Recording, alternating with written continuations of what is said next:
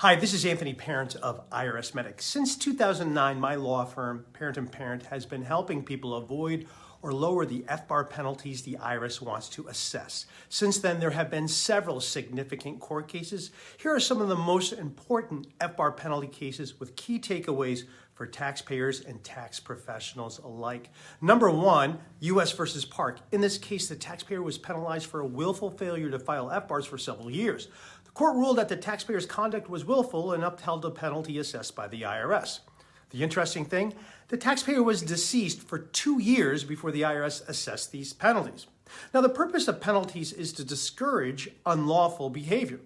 But if someone is dead, they can no longer be out of compliance. The key takeaway, the courts and the IRS don't necessarily care about due process or logical consistency. Number two, U.S. versus Ham. This is a 2016 case from the Ninth Circuit involving a gambler's accounts on online poker card rooms. The court held that they did not fall in the definition of a bank, securities, or other financial account.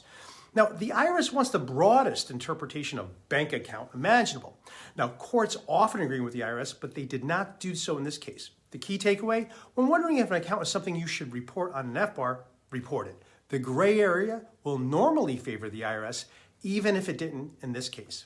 Number three, U.S. versus Schofield. This is another case where the IRS sued someone for FBAR penalties who had died, which denies them the opportunity to present a defense in court. Key takeaway, the IRS enjoys assessing penalties of people who can't fight back, whether you are elderly and frail, have dementia, or are dead. Number four, Boyd versus U.S. In this case, the court found that the taxpayer was not willful in her failure to file her FBARs. This case shows the importance of establishing a lack of willfulness in the FBAR penalty cases before it goes to litigation. This is one case I take pride in, as Ms. Boyd was one of our clients before this litigation. And while many would look at this as a victory, Ms. Boyd was a retired school teacher, and the IRS sought to impose penalties on her UK pension. Hardly an international tax evader. Number five, Arose versus U.S. In this case, some smart lawyering in a tax treaty provided an incredible defense to FBAR penalties. Key takeaway, your lawyer matters. Number six, U.S. versus Bittner. The IRS wanted to impose the maximum penalty imaginable. The Supreme Court said no, and FBAR penalties cannot be assessed on a per account basis, but rather per form. Key takeaway, the IRS is incredibly imaginative when trying to find ways to get stupidly high penalties that taxpayers have no realistic chance of ever paying back.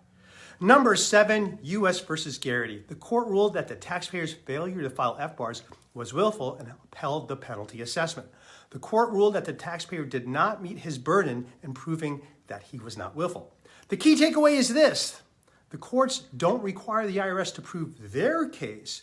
Rather, the courts often require taxpayers to prove their innocence, a complete perversion of the law.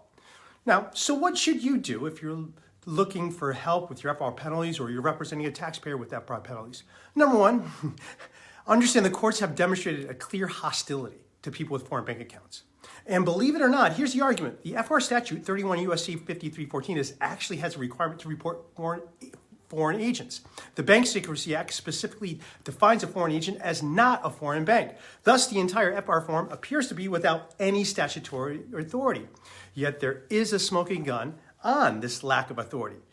Representative Don Beyer recently proposed a law, the Tax Simplification Act for Americans Abroad, that would add in the missing FBAR language in the Bank Secrecy Act. That wouldn't be needed if the actual law was there, right? Now, if you have more questions about FBAR penalties, be sure to subscribe to our channel and head over to irsmedic.com/offshore. This is Anthony Parent of IRSMedic.